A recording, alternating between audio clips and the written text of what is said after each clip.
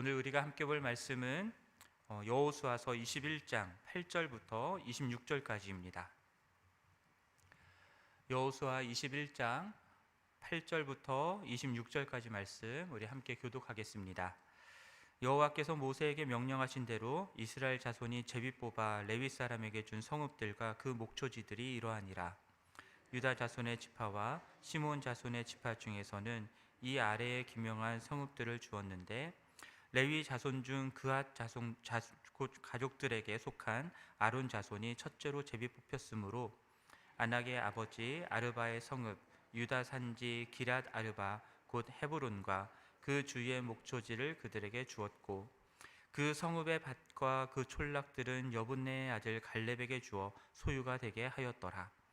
제사장 아론의 자손에게 준 것은 살인자의 도피성 헤브론과 그 목초지요 또 림나와 그 목초지와 얏딜과 그 목초지와 에스드모아와 그 목초지와 홀룬과 그 목초지와 드빌과 그 목초지와 아인과 그 목초지와 유다와 그 목초지와 벳세메스와 그 목초지이니 이 두 지파에서 9성읍을 냈고 또 베냐민 지파 중에서는 기브온과 그 목초지와 게바와 그 목초지와 아나돗과 그 목초지와 알몬과 그 목초지 곧 네 성읍을 냈으니 제사장 아론 자손의 성읍은 모두 13성읍과 그 목초지들이었더라.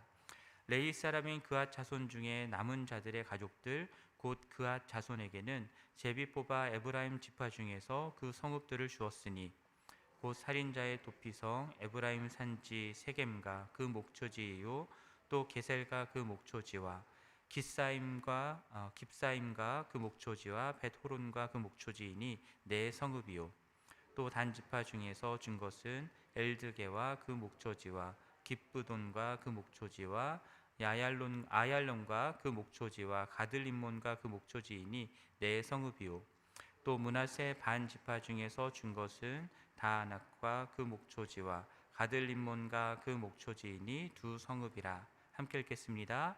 그앗 자손의 남은 가족들을 위한 성읍들은 모두 10성읍과 그 목초지들이었더라. 아멘.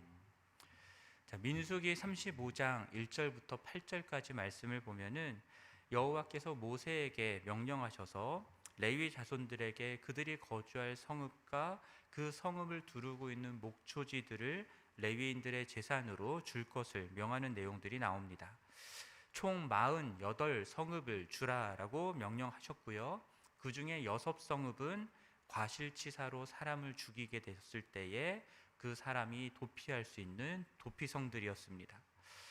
그리고 기업을 많이 받은 지파에서는 많이, 그리고 적게 받은 지파에서는 적게 각기 받은 기업을 따라서 그 성읍들을 레위인들에게 줄 것을 하나님께서 명령하셨습니다. 자, 레위인들의 기업은 여호와 하나님이다라고 우리가 알고 있잖아요. 그런데 성읍과 목초지들을 받는 것은 기업이 아닌가라는 생각이 우리가 들 수 있는데요. 이스라엘 지파들은 하나님이 주시는 땅을 기업으로 받았습니다. 그리고 그 땅에 거주하고 그곳에서 생산 활동을 하죠. 그리고 그 생산 활동을 통해서 나오는 모든 것들을 이제 생활을 위해서 사용하게 됩니다. 그렇듯 모든 생활의 기반으로서의 땅, 그것을 상속 가능한 기업으로 하나님께서 각 지파들에게 주신 거였어요.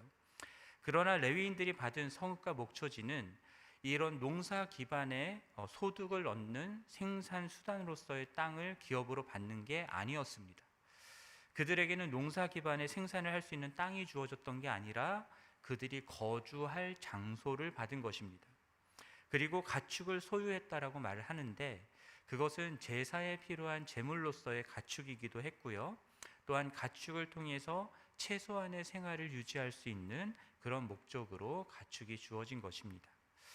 그래서 사실상 레위인들의 주된 생계 기반은 무엇이었냐면 이스라엘 백성들이 제사를 지낼 때 가져오는 그 제물들이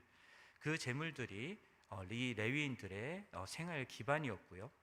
그래서 하나님이 그들의 기업이다라고 하는 이 말씀의 의미는 그들의 삶이 그들이 자력으로 농사 활동을 해갖고 생산을 얻어내서 살아가는 그것이 아니라 하나님의 은혜의 공급하심, 이것을 통해서 얻게 된다라는 것에 있었다라는 거죠. 그래서 농경지로서의 땅이 주어지는 것이 아니라 거주지로서의 성읍과 그리고 성읍을 둘러싸고 있는 최소한의 목초지가 주어졌던 것입니다. 또한 레위인들은 특정 지역의 다른 지파들과처럼 특정 지역에 다 같이 모여서 살았던 것이 아니죠. 이스라엘 각 지파에 분배받았던 땅들의 성읍들에서 지냈기 때문에 각 지파의 땅들에 다 흩어져서 지내야 했습니다. 그들이 거주하는 각 지파의 땅들에서 그들이 해야 하는 제사장과 레위인으로서의 사명이 있었기 때문입니다. 이스라엘 족속들에게 이들은 하나님의 말씀을 가르칠 책임이 있었고요, 율법을 가르칠 책임이 있었습니다. 그리고 하나님을 예배케 하는 일들을 해야 했고요, 그리고 분쟁을 중재하고 공정한 재판을 행하는 등의 하나님의 공의로운 심판을 행하는 일들도 이들의 역할이었습니다. 그러한 자들로 이스라엘 모든 족속들이 있는 곳에 흩어져서 살아야 했던 것이죠. 그러므로 그들에게 주어진 땅을 주신 여호와 하나님이 그들의 기업이 된다라고 하는 사실을 모든 이스라엘 백성들에게 증거로 보여주는 존재의 삶을 살아야 한다라는 것을 어제 박성윤 목사님이 말씀하셨고요. 이로써 가나안 땅에서 살아가는 이스라엘 백성들이 하나님의 백성으로서의 합당한 삶을 계속해서 살아갈 수 있도록 하기 위해서 이들은 각 지파에게 다 흩어져서 살아야 했던 것입니다. 자, 그러한 여호수아 21장에서는 바로 이러한 레위인들에게 하나님의 말씀에 순종하여서 성읍과 목초지를 분배하는 그 내용들이 나오는 건데요. 어제 본문이었던 1절부터 3절까지에서는 하나님의 말씀에 근거하여 성읍과 목초지를 분배하는 것을 레위인들이 나와서 요구하는 내용이 나오고, 그리고 그앗 자손, 게르손 자손, 그리고 무라리 자손에게 각각 어느 지파가 몇 개의 성읍들을 분배하였는지가 궤관적으로 나와 있습니다. 그리고 오늘 본문인 8절부터 26절까지에서는 그 그앗 자손 중에 속한 제사장 아론의 자손들과 그리고 남아있는 그앗 자손들에게 어느 지파가 어떤 성읍들을 주었는지에 대한 리스트가 나오고요. 그리고 내일 본문에서는 게르손 자손과 무라리 자손에게 어느 지파가 몇 개의 성읍을 어떻게 주었는지, 그리고 43절부터 45절까지에서는 약속의 땅을 완전히 차지하고 거주하게 되었다라고 하는 이 모든 것이 여호와 하나님의 그 말씀하신 대로 이루어진 것이다라고 하는 그런 마무리를 짓게 되는 내용이 나옵니다. 자, 그럼 오늘 본문의 내용으로 돌아가서 8절부터 26절까지의 내용들을 보면요, 그핫 또는 고핫이라고도 하죠. 이 고핫 자손, 그핫 자손에게 주어진 성읍들에 대한 내용들이 나옵니다. 자, 그핫은 누구냐 하면 레위의 둘째 아들입니다. 성소에 대한 책임을 맡은 자손들이었습니다. 그들은 언약궤와 상과 등잔대와 그리고 제단들과 성소의 기구들, 휘장에 속한 모든 것들을 돌보는 책임을 맡았던 레위 자손들이었습니다. 그리고 제사장 아론도 이 그앗 자손에 속한 사람이었습니다. 10절 말씀을 보면은 레위 자손 중 그앗 가족들에게 속한 아론의 자손이 첫 번째로 제비에 뽑혔다라고 나와 있죠. 그리고 19절까지의 내용들을 보면은 그앗 자손 중 제사장 아론의 자손들에게 주어진 성읍과 목초지에 대한 내용들이 나오고요. 그리고 20절부터 26절까지에서는 그앗 자손들 중에서 아론의 자손들이 아닌 다른 사람들, 남은 가족들의 주어진 성읍과 목초지가 나오고 있습니다. 자, 제사장 아론의 자손들이 받은 성읍들은 13절부터 16절까지의 내용들을 보면은 유다 지파와 시므온 지파에게서 받은 9성읍이 나오고요. 그리고 17절부터 19절까지에서 보면 베냐민 지파에게서 받은 4성읍이 나옵니다. 그러니까 9성읍 더하기 4성읍 하면 총 13성읍이 되는 것이죠. 그리고 20절부터 26절을 보면은 제사장 아론의 자손을 제외한 남은 그앗 자손들이 받은 성읍과 목초지가 나오는데 에브라임 지파에게서 4성읍을 받습니다. 그리고 그 4성읍 중에는 세겜, 도피성이 포함되어 있고요. 그리고 단 지파에게서 받은 4성읍, 그리고 므낫세 반 지파에게서 받은 두 성읍이 포함돼서 총 10성읍이다라고 되어 있습니다. 그리고 다른 므낫세 반 지파에 대한 기록이 27절, 내일 본문인데 27절에 나오는데요. 거기서도 두 성읍이 게르손 자손에게 주어진 것으로 나옵니다. 그러니까 므낫세 반 지파가 두 개씩 해서 총으로 하면은 므낫세 지파가 4개의 성읍을 레위인들에게 준 것으로 나와 있습니다. 그리고 이후에 나오는 모든 기록들을 살펴보면은 대부분 다 한 지파에게서 4개의 성읍씩이 분배됐다라는 사실을 우리가 알게 됩니다. 다만 유다 지파와 시므온 지파의 경우는 두 지파를 합쳐서 총 9개의 성읍이 레위인에게 주어졌다라고 말씀을 하고요. 자, 이 유다 지파와 시므온 지파에게를 통해서 이 제사장 가문에게 총 9개의 성읍이 주어졌다라고 하는 이것은요, 결국은 아까 말씀드렸던 것처럼 많은 기업을 받은 지파는 많이 주어야 하고 적게 받은 지파는 적게 준다라고 하는 이 하나님의 말씀 때문이었을 것입니다. 큰 땅을 기업으로 받은 유다 지파와 그리고 그 유다 지파의 땅의 가운데에 속한 땅을 분배받았던 시므온 지파는 이 둘이 합쳐서 다른 지파들보다 상대적으로 많은 9개의 성읍을 레위인들에게 준 것이죠. 자, 그앗 자손 중 제사장 아론의 자손들은 총 13성읍을 받았고, 그리고 나머지 그앗 자손들은 10성읍을 받았습니다.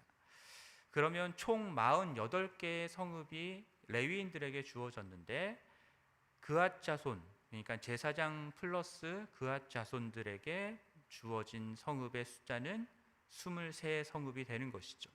거의 절반가량이 그앗 자손에게 몰려있다는 사실을 우리가 보게 됩니다. 그앗 자손이 이렇게 많은 성읍들을 받게 되었다라고 하는 이 사실에서 우리가 무엇을 보게 되냐면, 제사장 가문이 그만큼 중요하다라는 것을 우리가 알게 됩니다. 그들 가운데 제사장 아론의 자손이 있었기 때문에 10성읍 플러스 10성읍 해서 23성읍이나 받게 된 것이고요. 게다가 오늘 본문 말씀을 보면은 제비를 뽑았는데 누가 제일 먼저 뽑혔다라고 말씀합니까? 그앗 가족들에게 속한 아론의 자손들이 제일 먼저 뽑혔다라고 말씀을 하고 있습니다.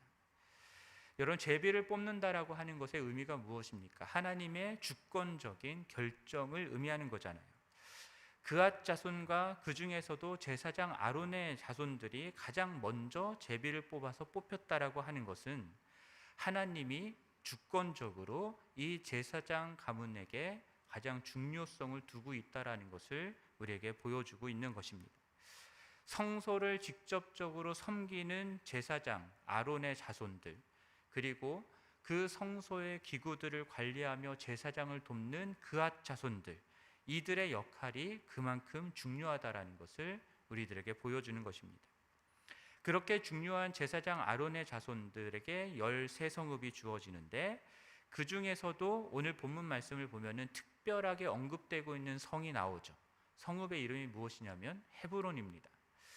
여러분, 여호수아서 말씀을 보면은 계속해서 이 헤브론은 특별하게 언급되고 자세하게 언급된다는 사실을 우리가 발견하게 됩니다.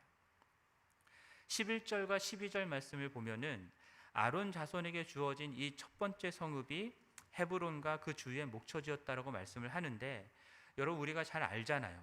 이 헤브론은 원래 어떤 자손들이 살던 땅입니까? 아낙 자손들이 살던 땅입니다. 키가 크고 장대하였던 아낙 자손의 아버지 아르바의 성읍이었고요. 그래서 그 이름이 무엇이었습니까? 기럇 아르바라고 되어 있죠. 그런데 이곳을 누가 정복합니까? 85세의 갈렙이 정복을 합니다. 아낙의 소생인 세세와 아이만과 달메를 쫓아내고 그 땅을 차지하게 되죠. 그런데 하나님이 그 헤브론을 13절에서 말씀하는 것처럼, 그리고 20장에서도 말씀하는데 도피성으로 지정해 버립니다. 그리고 아론 자손들에게 그 성읍을 내어주게 됩니다. 그리고 그 목초지도 내어주게 되죠.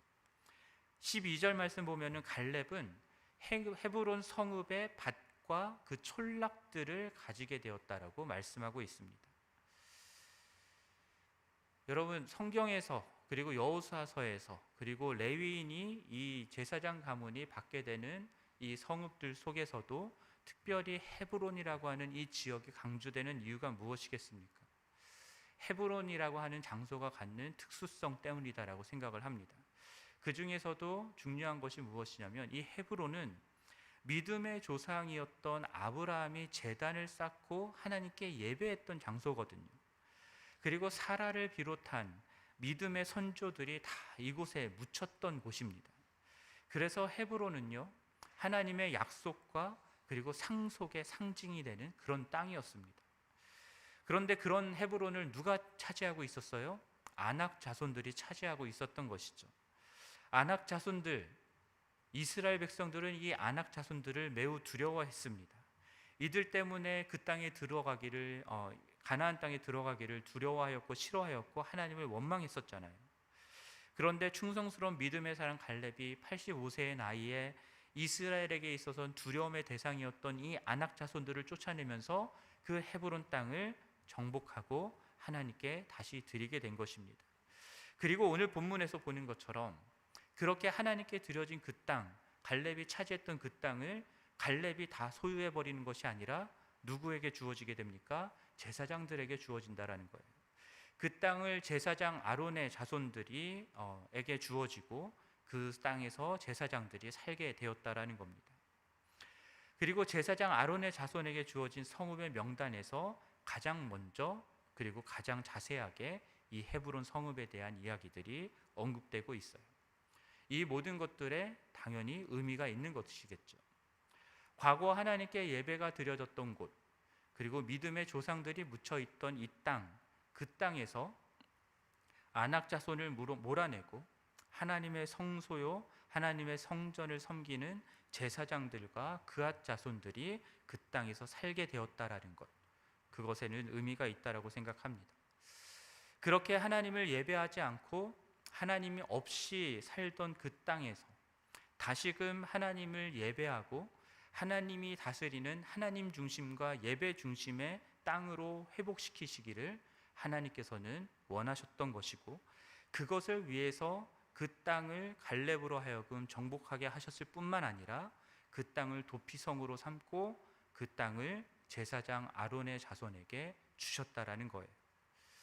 하나님이 그 땅을 제사장 아론의 자손에게 주시고 도피성으로 삼고자 하시는 그 뜻으로 인해서 갈렙은 어떤 면에서는 개인이 다 소유할 수 있었던 그것을 소유하지 못하고 오히려 뒷전으로 밀리게 되는 면이 없지 않아 있었습니다.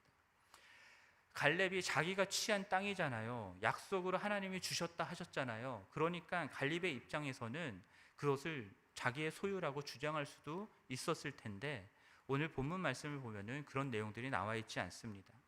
갈렙의 입장에서는 자신의 손해가 되는 일일 수도 있습니다만, 그러나 하나님의 주권적인 뜻 앞에 아무 소리 하지 않고 자신에게 주어진 그 촌락과 밭으로 만족하고 제사장 자손이 그 땅에서 살게 하는 것에 철저히 순종하는 모습을 보게 됩니다. 그만큼 그 땅을 하나님 중심, 예배 중심의 땅으로 회복시키는 것이 중요했던 것이죠. 그리고 온 이스라엘이 그러한 하나님의 백성으로 살아가는 것이 하나님의 이스라엘을 향한 공동체적인 사명이자 목적이라는 사실을 갈렙 또한 받아들였기 때문이다라고 생각합니다.